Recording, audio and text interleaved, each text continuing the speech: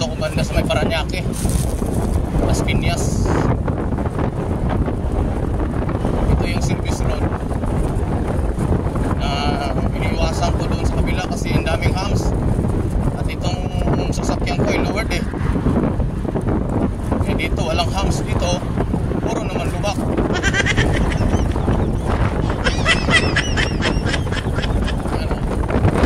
Tira na kasi ito.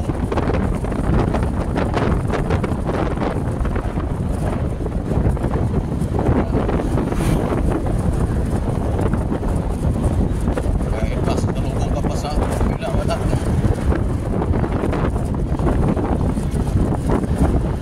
Papuntang Baclaran yan lahat yung mga sasakyan na malalaki. Yan, expressway yan eh, Cavitex. Galing yan sa Cavite, Bacoor. Yan, ito yun, oh, yan, oh, yan. Yung mga lumalabas dito, yun, pareho lang din yung daanan doon. Kaso lang may dalawang hams dyan na malalaki at isang guma pa. Tingnan mo dito, hindi ako dadaan dyan sa hams kasi tingnan mo isang motor, oh, pinalambag niya.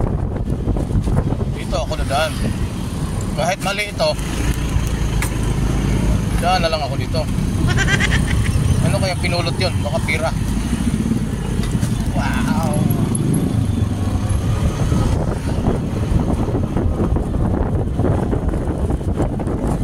Iwas, iwas. Habang maiwasan, iwas.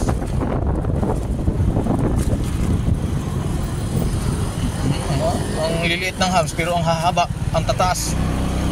Kaya't ba? Grabing impact pag hindi ka mag-minor. Itong daan na to, yung mga taga Bacoor, taga Cavite lahat, General Trias, hanggang doon sa Silang. Sa papuntang Maynila, magmotor ka, kung hindi ka makakadaan sa kabila, dito ka talaga. Ito talaga pinakamadaan ng motor. Wala namang ibang daanan dito eh, kundi dito lang eh. Malapit na tayo sa Puti River. Yung daanan yun sa mga pagsama ng isda. Yan, ito na yung river. Hanggang Las Piñas to. Las Piñas na to eh. Pero ang ibig sabihin ko, ang ilog, bye-bye papuntang Las Piñas doon sa Puti. Yan, may bago palang bridge na ginawa dyan, no? Karugtong ng lumang bridge.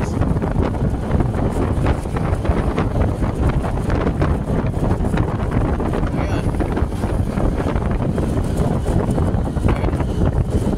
Puro bakal.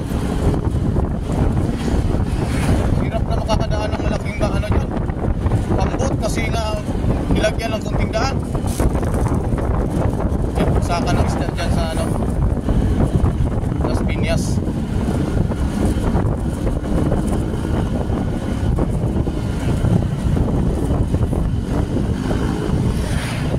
Ganda kasi ng panahon eh, kaya nag-video ako. Yan, pa Maynila lahat yan kasalubong natin.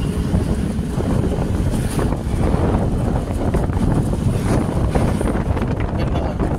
Sa kabila, Bakawan, patay na yung Bakawan.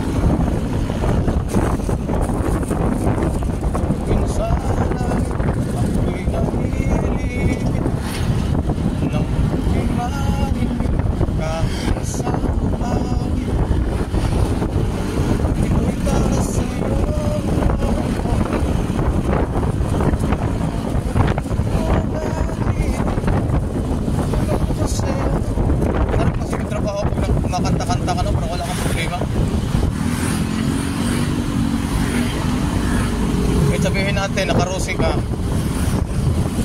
at least hindi utang. Naka-branded ka nga, ibalot ka naman sa utang.